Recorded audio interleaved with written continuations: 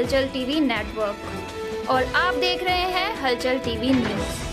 हर हलचल पर नजर, हर हलचल की खबर। नमस्कार दर्शक मित्रों, हलचल टीवी न्यूज में आपનું હાર્દિક સ્વાગત છે। વિદ્યાનગરમાં ઊંચા વળતરની લાલચમાં એનઆરઆઈએ 1.30 કરોડ ગુમાવ્યા। વિદ્યાનગરમાં ઊંચા વળતરની લાલચ આપી વિદ્યાનગરમાં ઓફિસ ધરાવતા શખ્સે એનઆરઆઈ સાથે ₹1 કરોડ 30 લાખની ઠગાઈ આચરી છે। આ એનઆરઆઈ સાથે 1.5 કરોડની છેતરપિંડીમાં નવો વળાંક આવ્યો છે। હરિધામ સોખડાએ હાથ ખંખેર્યા।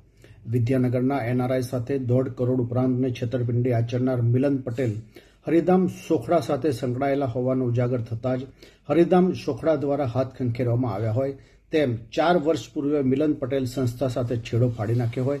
હરિધામ સોખડા સાથે મિલન પટેલ સાથે કોઈ લેવા દેવા નથીનું જાહેર કરતા સમગ્ર મામલે નવો વળાંક આવ્યો છે ચર્ચા પણ ઉઠવા પામી છે।